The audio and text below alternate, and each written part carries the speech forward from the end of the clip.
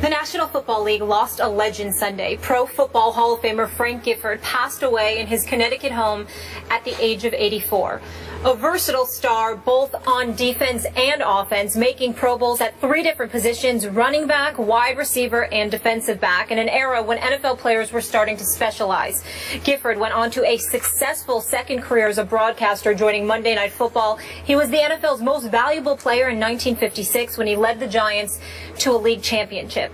His family released the following statement: "We rejoice in the extraordinary life he was privileged to live, and we feel grateful and blessed to have been loved by such an amazing human being." Skip, how will you remember Frank Gifford? Molly, you used the word iconic a few minutes ago as you were leading into this segment. And Stephen A., this man was iconic, and I don't use that word very often. This man, Frank Gifford, was the definition of a legend to me.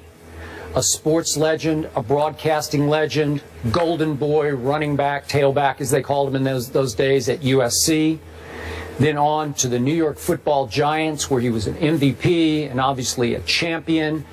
And then on to the Monday Night Football booth, where he was the ever dependable glue that kept that show together through that all-time great run of Howard Cosell, Dandy Don Meredith, as Frank Gifford was able on a nightly basis to referee those two, to keep them barely in bounds and the broadcast on schedule.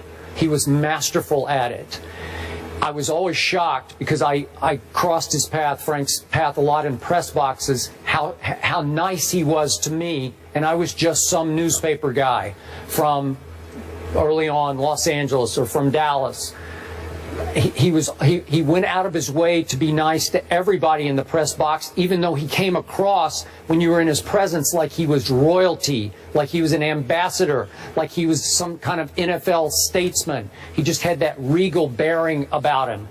He did the league proud for years and years as a spokesman for the National Football League, and in the end, he will be missed, because his presence will be missed in the National Football League. Well, Skip Bayless, what I'm going to say is this: I'm going to do this man justice and pay homage to him by saying as few words as I possibly can, and leaving that up to you, simply because when he was playing the game of football, I was not even born yet. And when he was broadcasting, calling 588 consecutive NFL games, you know, him with Don Meredith and Howard Cosell, it's the reason why I not only grew up loving football, but I grew up loving sports. The 3 of them together were absolutely phenomenal. I had the pleasure of meeting Frank Gifford one time in the 90s. He was a gentleman, you know, on an extraordinary level. He was just a kind, decent person. When you met him, he lived up to the reputation, because everyone who had spoken of him had said that exact same thing. And obviously in the world of broadcasting, he's an iconic figure, and he was the straight man. You had Meredith and you had Cosell, and you know that anything could go any way with those two in the booth together. But Frank Gifford was the one that held a lot of it together and you know, steered the ship in a very, very steady direction. You know, when I look at the Mike Greenbergs of the world, who I consider an extraordinary traffic cop in our industry, I think he's the best in the business, to be quite honest with you. I think about somebody like Frank Gifford, who was somebody that he obviously idolized. So when you see pioneers like this, like Frank Gifford, such an iconic figure, such a gentleman, such a good man, by so many accounts from the profession itself, all you could do is step back and say, thank God you had an opportunity to watch him work and watch him live his life the way that he did as a professional broadcaster, because he set an example for all of us to aspire to follow. He will be missed, obviously, but he will not be forgotten. He was an extraordinary individual, and my heart goes out, obviously, to Kathy Lee and the rest of their family. Last quick point: I've read stories over the last 24 hours that say Frank Gifford, through the 50s, through his time as a superstar with the Giants, was on par with a Frank Sinatra or a Mickey Mantle around New York City. I'm not sure I could go quite that far, but what amazed me about those comparisons was that Frank Gifford was in the conversation with Frank Sinatra and Mickey Mantle. And again, Mickey Mantle's my favorite all-time player. Came from my home state. Yeah. What's that? he shared a locker with them, if I remember correctly, right? Did he share a locker with them at one time? They said because they shared the stadium. Yeah, that's right. They shared the stadium. Yes. Yeah. I got you. But again, for Frank Gifford to get on that level at Toots Shor's, the most famous bar at the time in New York City, restaurant bar, it's just inconceivable to me that he could achieve that. So that said it all for me about Frank Gifford. Wow. It doesn't get much bigger than that in terms of transcending in mainstream. You talked about reading a few stories. One thing that spoke volumes to me, Skip and Stephen A., was the story of Vince Lombardi as an assistant of the New York Giants. Wasn't really connecting with the players, was a college coach, more of a taskmaster, and he reached out to Frank Gifford to be that bridge to the players. And if he won over Frank Gifford, he won over the entire team. So he truly was that a New York Giant as well. So I found that very interesting and impressive for his respect there. So he will be missed, and thank you guys both for honoring him so eloquently right there. Frank Gifford passes away at the age of 84. Meanwhile, in an interview with New York Newsday, Richie Incognito sees parallels between the Deflategate investigation and the Dolphins' bullying probe. He said this: "I just think it's bogus, the whole system and how it sets up with Roger and the complete absolute power he has. He has so much power, and he hires independent investigators who come in and are obviously not independent. They come in with an agenda. They come in looking to find facts to back up their argument. All the facts are slanted in their favor." Skip, does Incognito have a point here? Stephen A., on this much and only this much, I do agree with Richie Incognito. Obviously, Roger Goodell was given by the Players Association far too much power. And I will agree with Richie Incognito that the appeals process conducted by Roger Goodell on Tom Brady was a laughable, outrageous sham. I'll go that far. I will agree with Richie Incognito that the Wells report on Tom Brady was biased and misleading.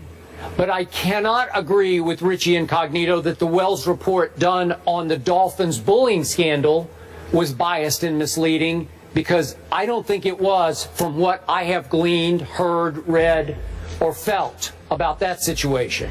So in the end, to me, Stephen A., it's offensive for Richie Incognito to lump his situation in with the investigations and appeals process of Tom Brady, because they do not belong in the same sentence or paragraph or report.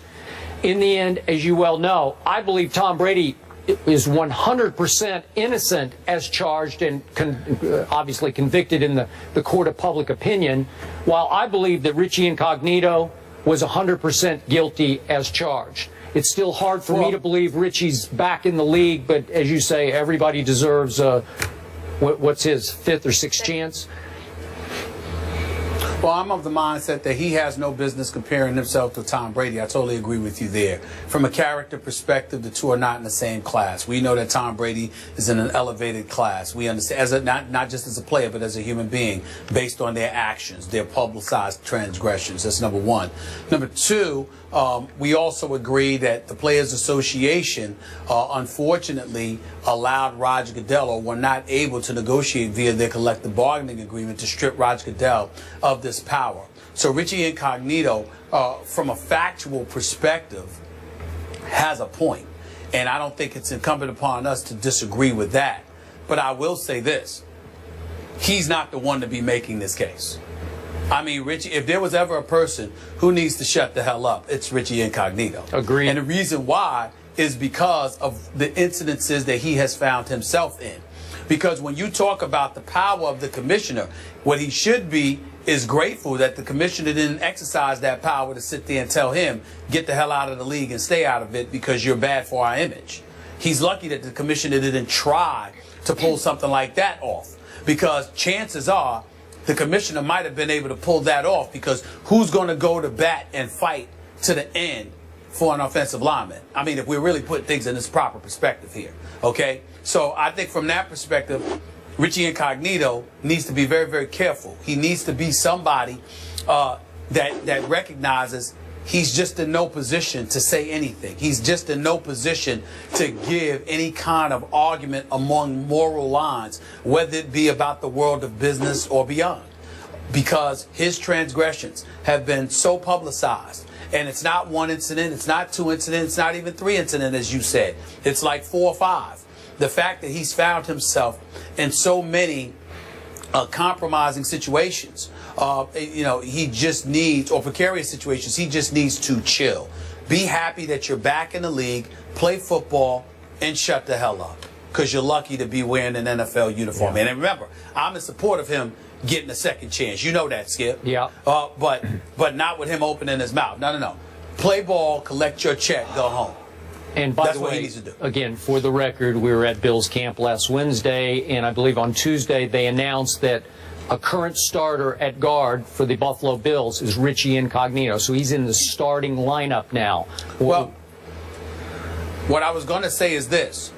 And see, here's the other thing about Richie Incognito. Listen, we don't need to pool guests for this show. You know how I feel. Damn it, we don't really need guests. We'll be just fine without them. You know what I'm saying? You know how I feel. So, I mean, but if Richie Incognito has something to say, he could have came on the set. Mm-hmm. You understand? But you wouldn't want to be in that hot seat because somebody like named Skip Bayless or myself might have turned that around and say, okay, since you want to put yourself in this line of fire and you got so much to say, now answer some questions. So in other words, you want to bloviate, but you really don't want to because you don't want to be in that hot seat.